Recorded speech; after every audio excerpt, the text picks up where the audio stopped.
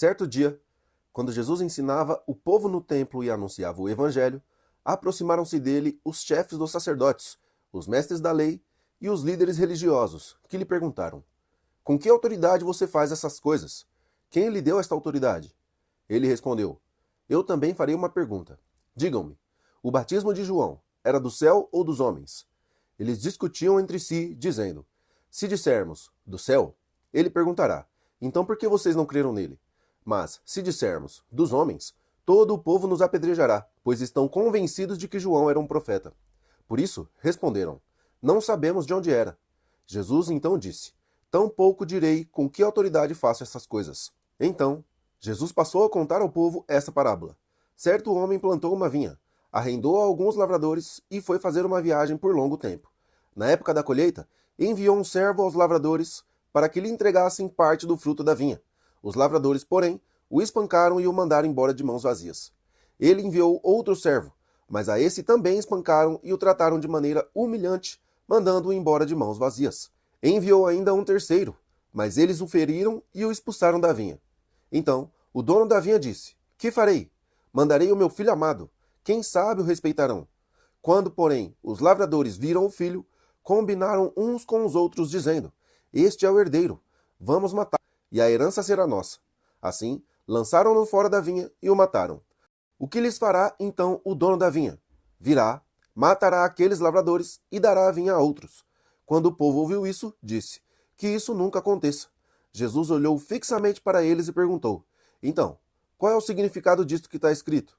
A pedra que os construtores rejeitaram tornou-se a pedra angular.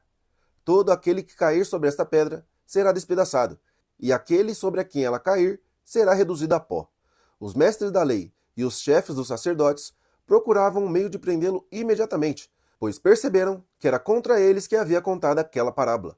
No entanto, tinham medo do povo. Pondo-se a vigiá-lo, eles mandaram espias que se fingiam de justos para apanhar Jesus em alguma coisa que ele dissesse, de forma que o pudessem entregar ao poder e à autoridade do governador. Assim, os espias lhe perguntaram: mestre, sabemos que fala e ensinas o que é correto e que não mostras parcialidade, mas ensinas o caminho de Deus conforme a verdade. É certo pagar imposto a César ou não? Jesus, porém, conhecendo a astúcia deles, disse-lhes: mostrem-me um denário. De quem é a imagem e a inscrição que está nela? De César, responderam. Ele lhes disse: então, deem a César o que é de César e a Deus o que é de Deus. Eles não conseguiram apanhá-lo em nenhuma palavra diante do povo. Admirados com a sua resposta, ficaram em silêncio.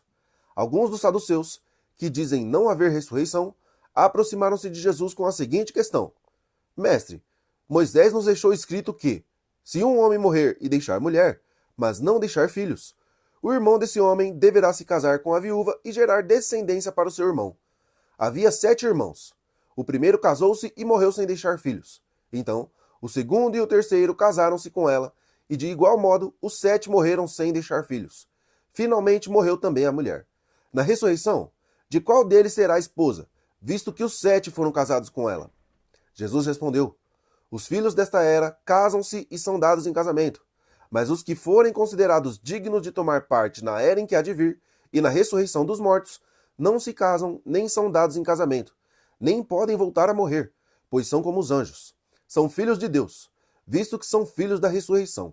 Agora, no relato da sarça, Moisés mesmo mostrou que os mortos ressuscitam, quando ele chama o Senhor o Deus de Abraão, o Deus de Isaque e o Deus de Jacó. Ele não é Deus de mortos, mas de vivos, pois para ele todos vivem. Alguns dos mestres da lei disseram: respondeste bem, mestre. Assim, ninguém mais ousava fazer-lhe perguntas. Então, Jesus lhes perguntou: como dizem que o Cristo é filho de Davi? O próprio Davi afirma no livro de Salmos: o Senhor disse ao meu Senhor: assente-se à minha direita, até que eu faça dos seus inimigos um estrado para os seus pés. Davi o chama Senhor. Então, como ele pode ser seu filho? Enquanto todo o povo o ouvia, Jesus disse aos seus discípulos: cuidado com os mestres da lei. Eles gostam de andar com roupas especiais e amam as saudações nas praças, os assentos mais importantes nas sinagogas e os lugares de honra nos banquetes. Devoram a casa das viúvas e, para disfarçar, fazem longas orações. Esses homens serão punidos com maior rigor.